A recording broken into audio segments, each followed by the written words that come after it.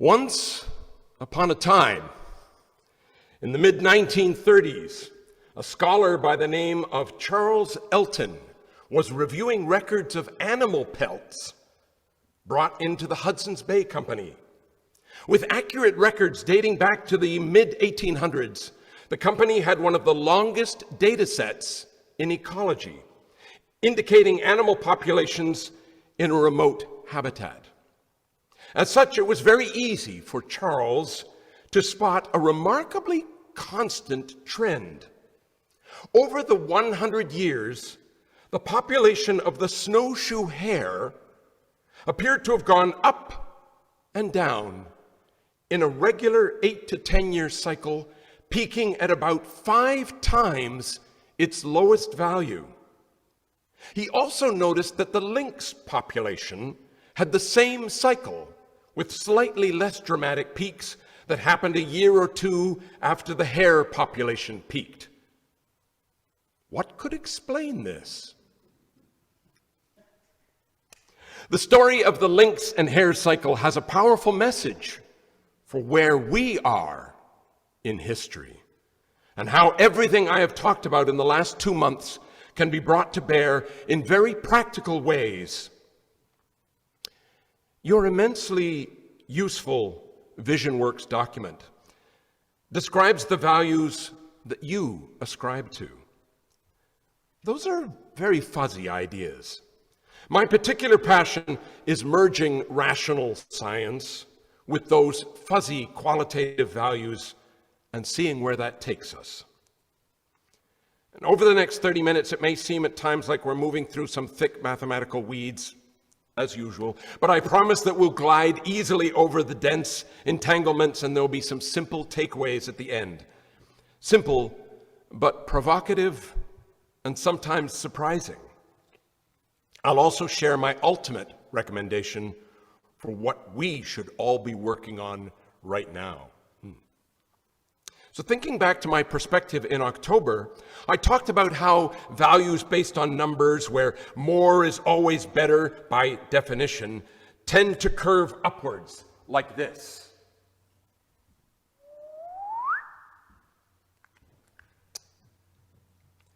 Albert Bartlett, University of Colorado Professor Emeritus of Physics, made an interesting observation. The greatest shortcoming of the human race is our inability to understand the exponential function. So allow me to share a couple of interesting facts from the world of mathematics. Number one, anything that continually grows by any positive percentage will eventually double and keep doubling. Such growth is exponential, and if the percentage is relatively constant, will result in a smooth curve upwards. All growth. Also last month, I told you that nothing in our environment works that way. There is no natural system where more is always better. I might also have implied that there are therefore no exponential curves in nature. Well, there are, but only up to a point. And that point is the point I need to make. Life, as we know it, is all about growth. Plants and animals grow in size.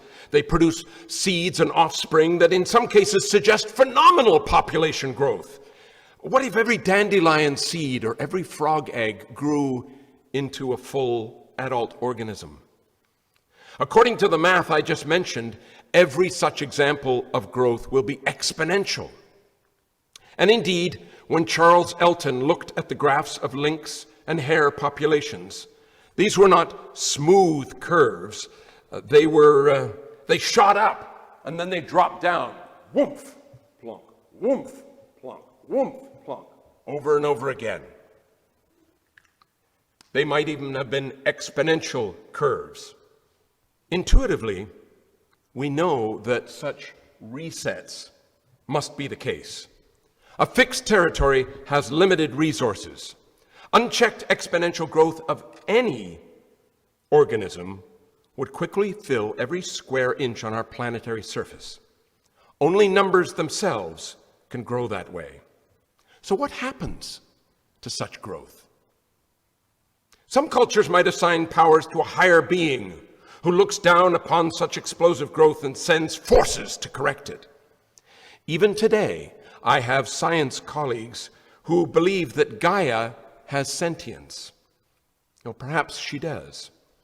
But such a conscious force is not necessary. Explosive growth always creates the circumstances for that growth to collapse. Nature does not send forest fires or disease to deal with mature forests that have no diversity of other species. The fires and disease are always there.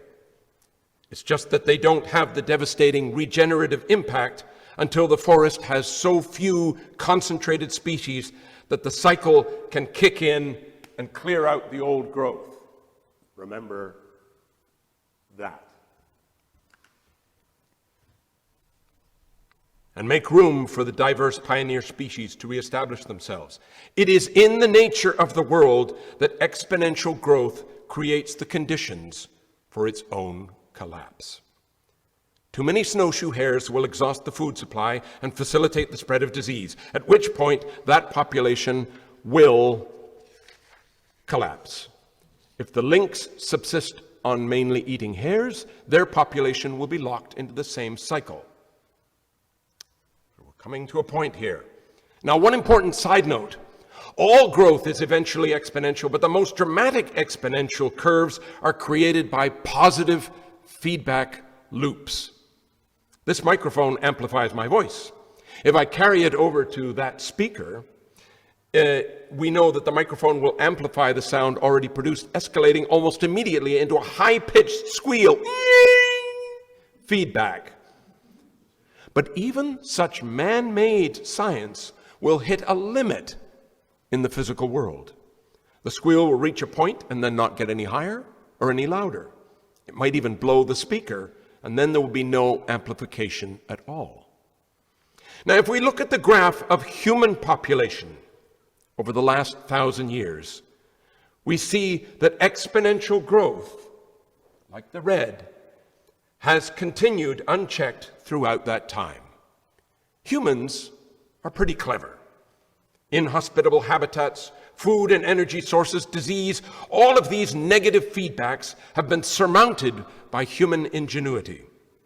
And as I've pointed out in the past, the value system that has been given overwhelming precedence in our society is quantitative.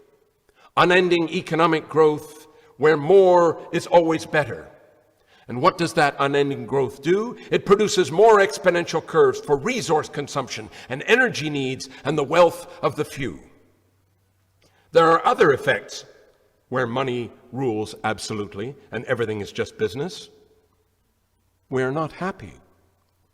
Our humanity suffers. And congregations like West Hill turn to initiatives like VisionWorks to try and restore qualitative values. Now, that can work for individuals, but as Scott says, you aren't going to change society. Why not? The greatest barrier to comprehensive adjustment is our collective value systems, of our collective value systems, is what I call the value system change conundrum. Here's how it goes. You won't change your value system until you see the benefits of doing so. But because the benefits in the two value systems are polar opposites, you won't see the benefits of changing until you are already using the new value system. Catch-22. Climate change action, for example, is all very well, but only, it turns out, if it saves us money or creates jobs.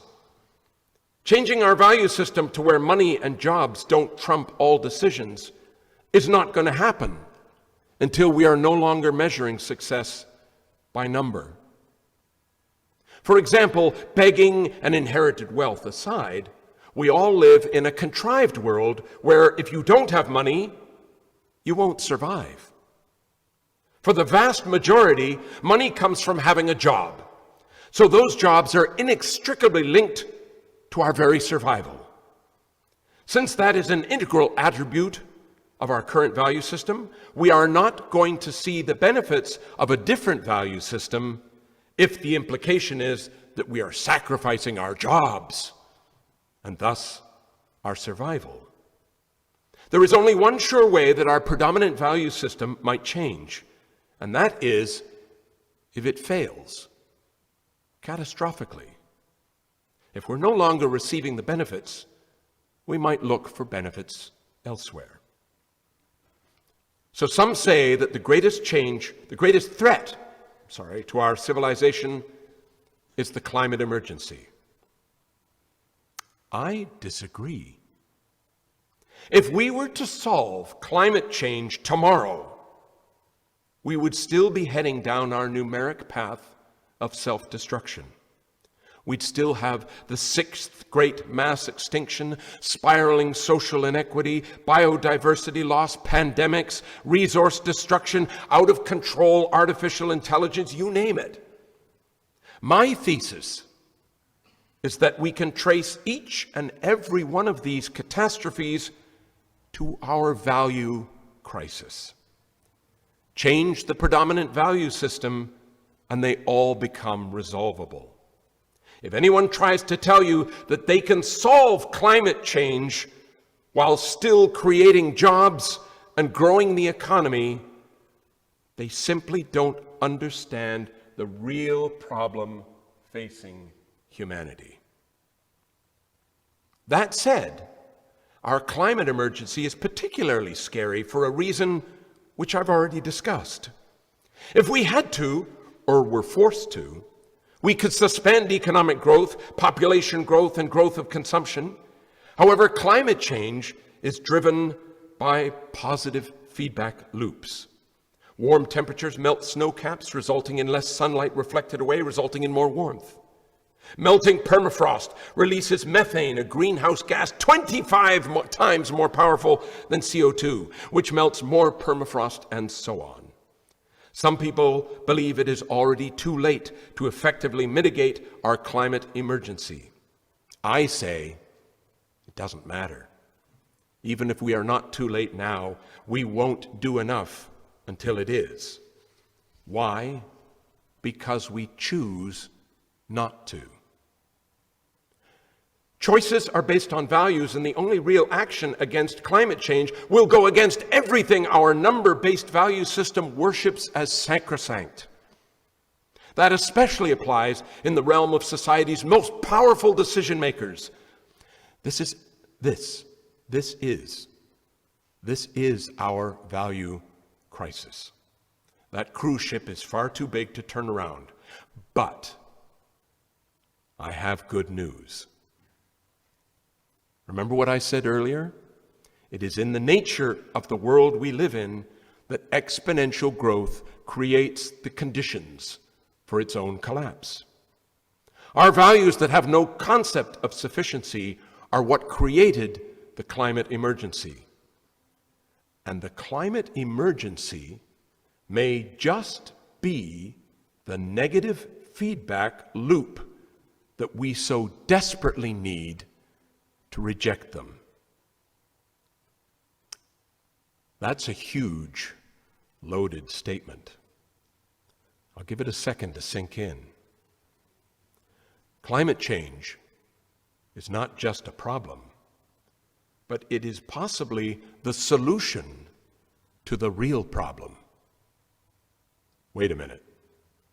We're talking about cataclysmic weather events, devastation to infrastructure, crops destroyed, social unrest, death to thousands, if not millions. That feels horribly callous and uncompassionate. I didn't come up with this plan.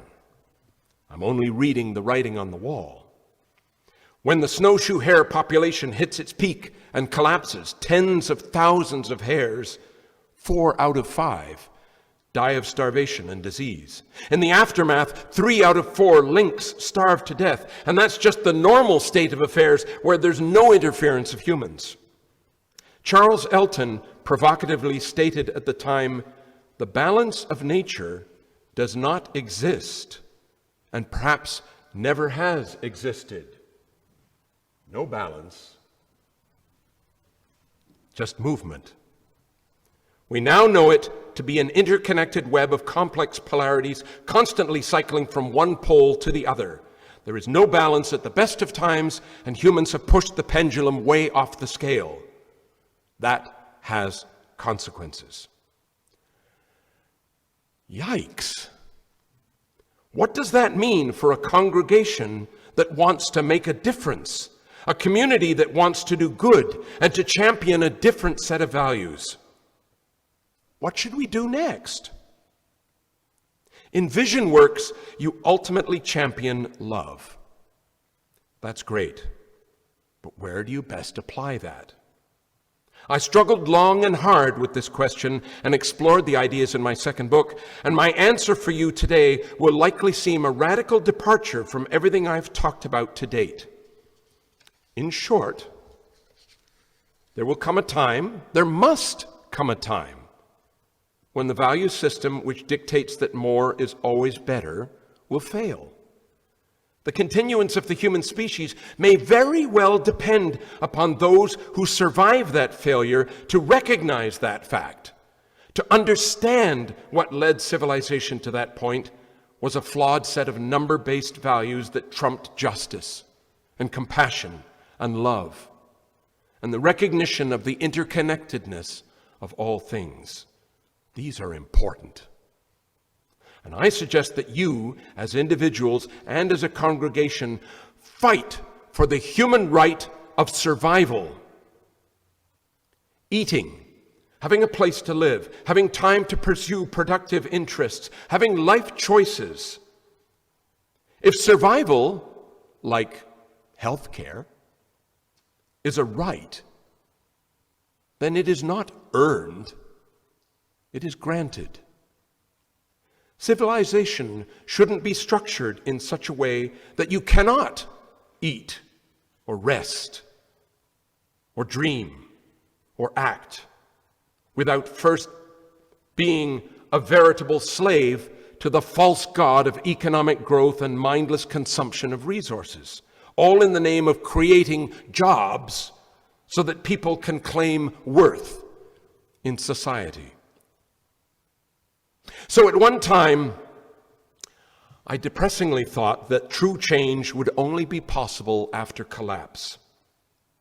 But it turns out that this pivotal concept underpinning modern techno-industrial society, the connection of jobs to survival, might just be malleable.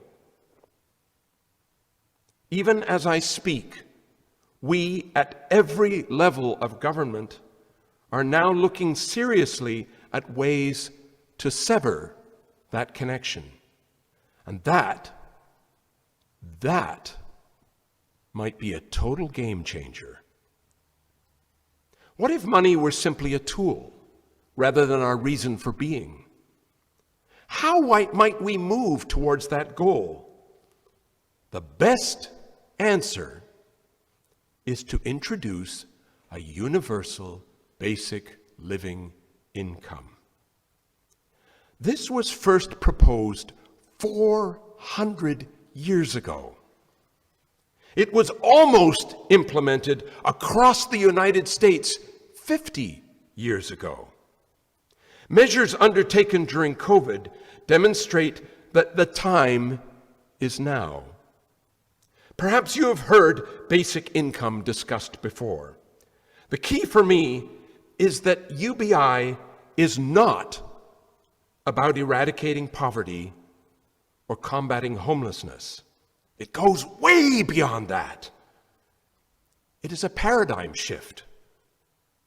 Yes, UBI would allow us to care for others, to have children, to survive between jobs, It would also allow us to grieve after loss, to move, to create art, to start businesses, to be ill, to be disabled, to leave abusive relationships, to rest, and to stop stressing about saving enough to live on when we are no longer working.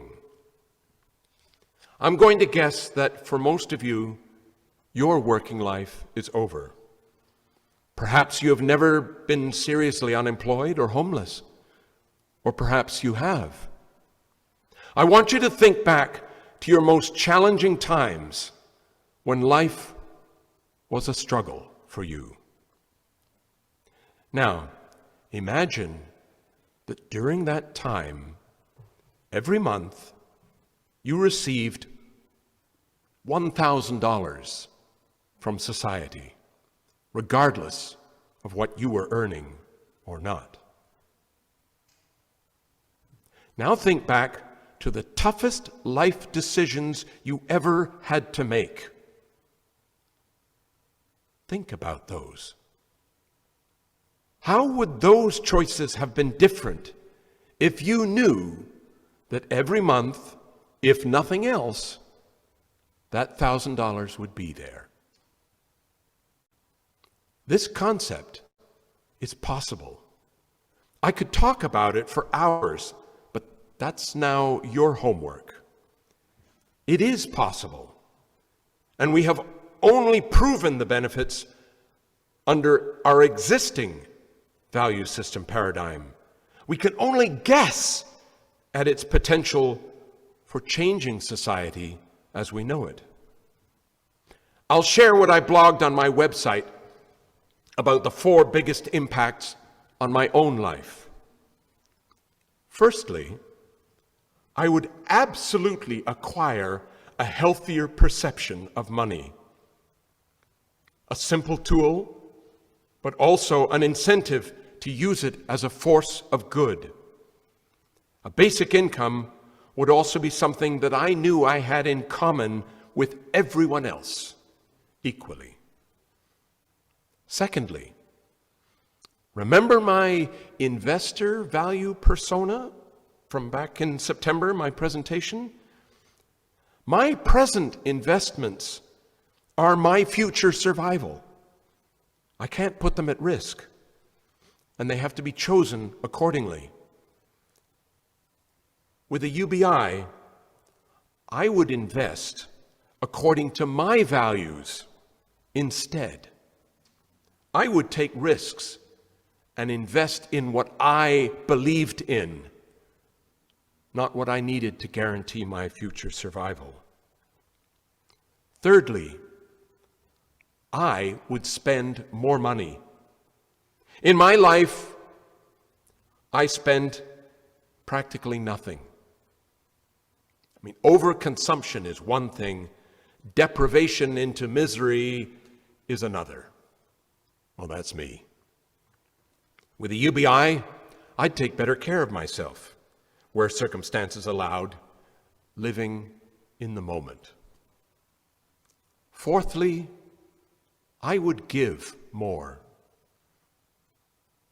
A UBI is like a gift from society, and we know what gifts do. They inspire more giving. So UBI being a gift in itself, that statement says that society says you have value just by being you. Gifts inspire more giving.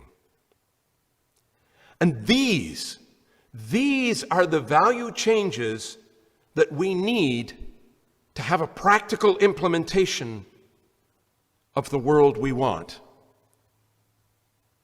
It's actually possible. It's not a partisan issue. It's being discussed on both sides. The Senate, the Canadian Senate, is talking about it right now. We have the potential for a world where justice, compassion, honesty, openness, integrity, courage, kindness, and forgiveness for self, others, and the planet reign supreme. So if I had to gather up everything I've talked about for 3 months into some kind of practical action, may I suggest you consider that one. Thank you.